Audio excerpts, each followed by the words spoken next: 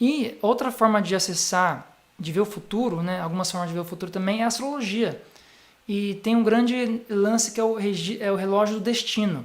Que é o seguinte, os 12 signos do zodíaco representam o mostrador do relógio analógico, que marcam as 12 horas do dia e da noite. E eles indicam as influências que vão acontecer. O Sol e os planetas são os ponteiros das horas, indicam o ano que certa dívida do destino vai acontecer. E a Lua é o ponteiro dos minutos, indicam o mês em que a dívida do destino vai acontecer. Então olha que interessante. Além de você ver o futuro através dos registros acásticos, você também consegue ver o futuro através da astrologia. Então a astrologia é uma grande ferramenta que não é nova, né? Tipo, é uma ferramenta aí, é uma ciência espiritual bem antiga, nas épocas da Atlântida ainda, da Lemúria. Tem um vídeo meu aqui que eu falo sobre a Atlântida e Lemúria. É um vídeo muito bom sobre a Atlântida e Lemúria. Eu falo sobre a civilização, como algumas coisas surgiram, como a humanidade surgiu no planeta Terra. Muito interessante, assiste lá esses vídeos da Atlântida. Tem 2 vídeos, a parte 1 e a parte 2.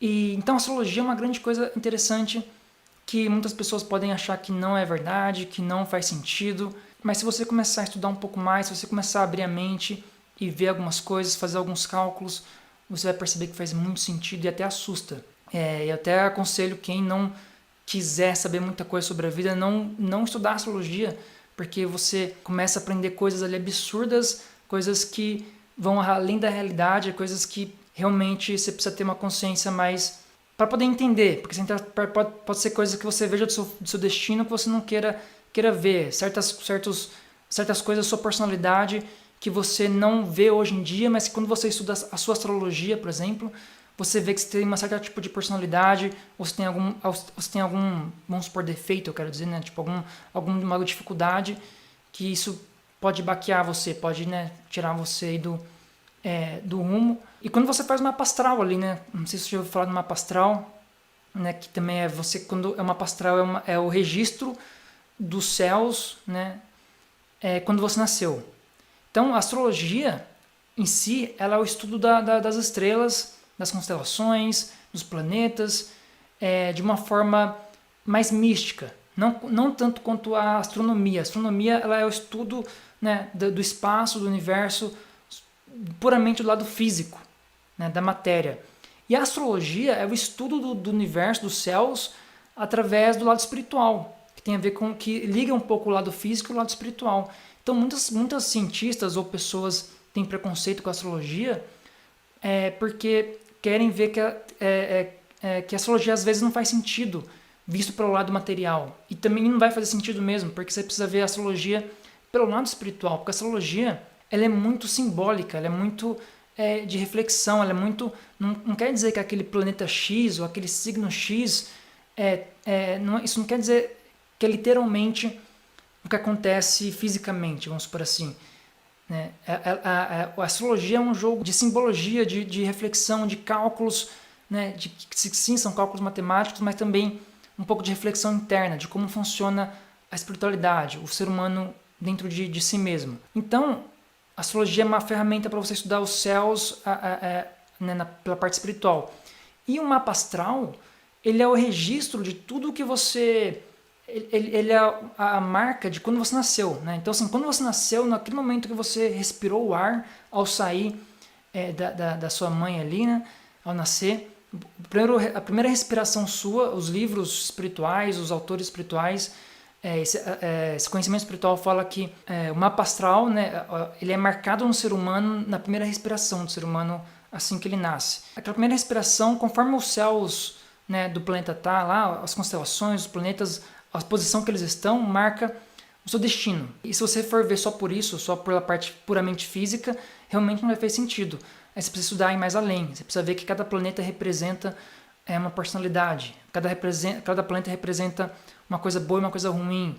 Cada constelação representa uma coisa boa e uma coisa ruim. Enfim, aí você vai fazendo os cálculos, vai vendo tanto a parte física de verdade, a parte matemática, onde os céus e os planetas estavam naquele momento, tanto quanto também a parte espiritual. O que significa cada constelação, porque muitas pessoas falam que horóscopo ou astrologia já não existe porque foi descoberto que que na verdade tem 13 signos e não 12 signos, né? Mas aí que tá, a gente vê no céu várias constelações, porque a gente pensa, poxa, mas só são 12, né, signos.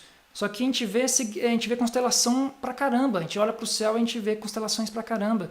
Como são só 12 signos, enfim. O número 12 tem algo muito espiritual, tem um significado ali potente, né? Não só porque a gente vê 12 apóstolos, né, na Bíblia, o número 12 das notas musicais também, que são todas, além das 7 notas musicais, notas completas ali, né?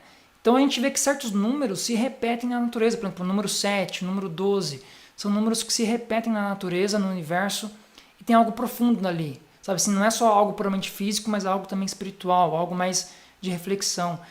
Então, para entender a astrologia, para entender o mapa astral, por exemplo, a gente precisa ir mais além. A gente precisa mergulhar no ser humano, né? Precisa mergulhar nesse mundo espiritual e entender. E uma vez que você consegue olhar para a astrologia pelo lado físico e pelo lado espiritual, você começa a entender algumas coisas, você começa a ver como funciona esse relógio do destino. Que os 12 signos, por exemplo, né? Eles são como se fosse ali no relógio onde marca as horas do dia e da noite, né? E eles são as influências do que vai acontecer na sua vida, por exemplo, né? As coisas boas e as coisas ruins que podem acontecer. O Sol e os planetas são os ponteiros das horas, eles indicam em que ano que aquela dívida do destino vai acontecer com você. Então, em que ano, por exemplo, alguma coisa ruim ou coisa até boa pode acontecer na sua vida.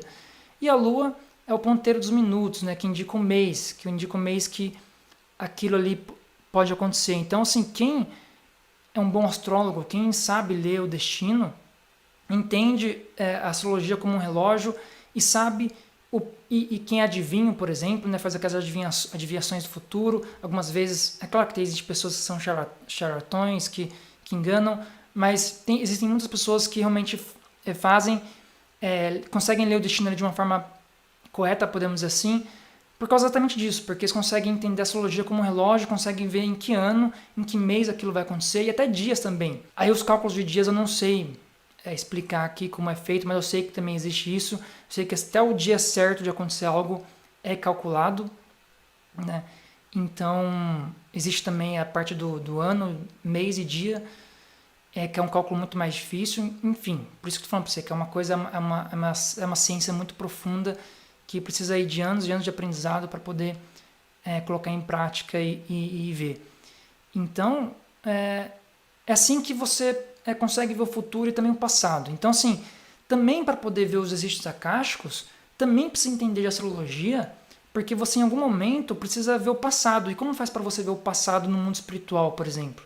Você precisa entender de astrologia para ver onde os planetas, as constelações estavam naquele momento da humanidade. Então, por exemplo, por que se fala muito sobre Atlântida, sobre a época lemúrica, por exemplo, né? Porque tem pessoas que conseguem acessar a memória da consciência, os registros akáshicos, e conseguem voltar para o passado naquele tempo, conseguem configurar onde estão os planetas, o planeta Terra, na constelação tal, e conseguem voltar para aquele passado e ver aquele momento. É dessa forma também que se vê o passado e também que se vê o futuro.